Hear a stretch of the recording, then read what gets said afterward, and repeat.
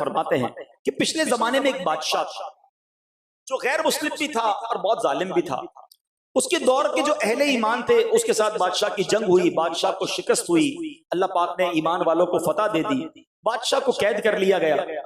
अब बादशाह का क्या करें? फैसला ये हुआ कि इसने बहुत जुल्म किया है, गैर मुस्लिम भी है, बहुत लोगों को कत्ल भी किया है, इसको सख्त से सख्त सजा दी जाए। क्या सजा दी जाए? का एक देग लाई जाए और इस बादशाह को इस देग में डाल दिया जाए। ऐसा ही हुआ, देग लाई गई, बादशाह को देग में डाला, आग लगा दी। जैसे जैसे देग गर्म होता गया, बादशाह चीखता गया। अब उसने क्या किया कि अपने खुदाओं को बुलाने लगा, अल्लाह के सिवा माद अल्लाह बुतों को पुकारने लगा। बहुत देर तक पुकारता रहा, किसी खुदा ने जवाब ना देना था ना दिया। अब उसको रियलाइज हुआ कि मैं ही गलत था, मुझे तो ईमान ले आना चाहिए था, अल्लाह वाहदहू ला शरीक एक है। अब उसने क्या किया? गोया दिल की आवाज से रब को लब्बैक कहा, कहता है ला इलाहा इल्लल्लाह, ला इलाहा इल्लल्लाह। अब अल्लाह को पुकारना शुरू कर दिया, अल्लाह अकबर। यानी उसने गोया दिल से ये कहा कि अल्लाह मैं हाजिर हूँ, शिर्क छोड़ता हूँ, तुझे अपना रब मानता हूँ, आज के बाद तेरा हर हुक्म मानूंगा। अब पता क्या हुआ? जैसे उसने ला इलाहा इल्लल्लाह कहना शुरू किया, हजरत बिकर बिन अब्दुल्लाह फरमाते हैं ऐसी बारिश हुई, सारी आग बुझ गई। अब तेज आंधी चली, ऐसी आंधी चली कि देग उड़ने लग गई। देग उड़ती है, बादशाह उसमें मौजूद है, लेकिन उसकी जबान पर ला इलाहा इल्लल्लाह, ला इलाहा इल्लल्लाह जारी है। उड़ते उड़ते वो देख किसी और बस्ती में जाकर गिरी। जैसी बस्ती में गई, वो बस्ती भी गैर मुस्लिमों की। जब मुशरिकों ने सुना कि ला इलाहा इल्लल्लाह कौन कह रहा है, वो तलवारें निकाल कर आ गए। जब बादशाह के करीब पहुंचे, हैरान हो गए, उड़ती देग में बंदा आया है, कोई पहुंचा हुआ लगता है। कहा तुम्हारा माजरा क्या है? उसने कहा मैं भी मुशरिक था, मैं भी गैर मुस्लिम था, मगर जब इस आग में डाला मैंने रब को दिल से पुकारा, रब ने मुझे नजात दे दी। जब सब बस्ती वालों ने ये सुना, पूरी बस्ती कलमा पढ़कर मुसलमान हो।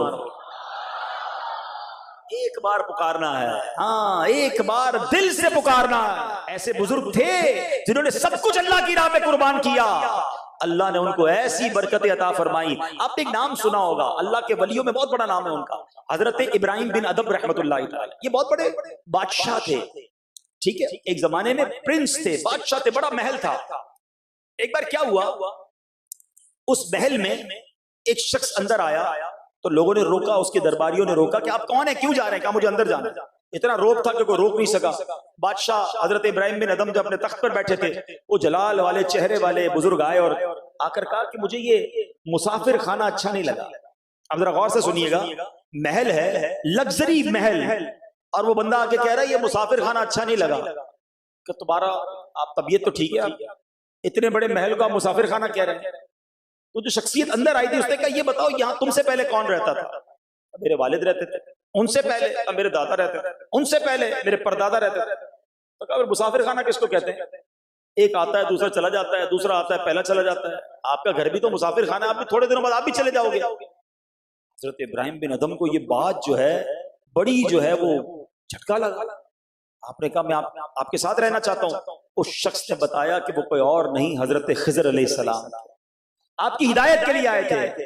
हजरत इब्राहिम बिन अदम उनके साथ चले गए। कहा हुजूर आप जो रास्ता बता रहे हैं अल्लाह का रास्ता, मैं उसकी तरफ चलने के लिए तैयार हूँ, थोड़ा टाइम दे दें। अभी भी लोग कहते हैं यार बस ये बयान बिल्कुल सही हो रहा है, लेकिन यार बस 5-7 साल जरा काम को टाइम दे दूं, फैमिली को टाइम दे दूं, जरा अय्याशी कर लूं, जवानी गुजार लूं, फिर मैंने अल्लाह ही करना है, मेरा और काम क्या है?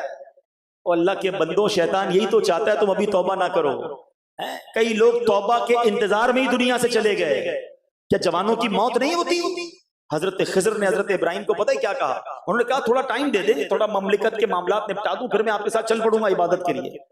आपने फरमाया कि जो काम मैं तुम्हें कह रहा हूं इससे जल्दी का कोई काम नहीं, बाकी सब बाद में करना। आपको बात समझ आ गई? आपने अपना जो शाहाना लिबास था चरवाहे को दे दिया, खुद चरवाहे वाला गरीबों वाला लिबास पहन लिया, जंगल में निकल गए, इबादत करने निकल गए।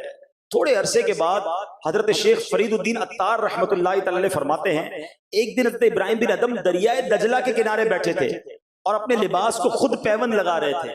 एक शख्स करीब से गुजरा, उसने कहा हुजूर एक वक्त था आपका ठाठ थे, बादशाहत थी, इतने गुलाम, आज आप अपनी गुडड़ी खुद ही सी रहे हैं, क्या मिला आपको ये सब छोड़कर?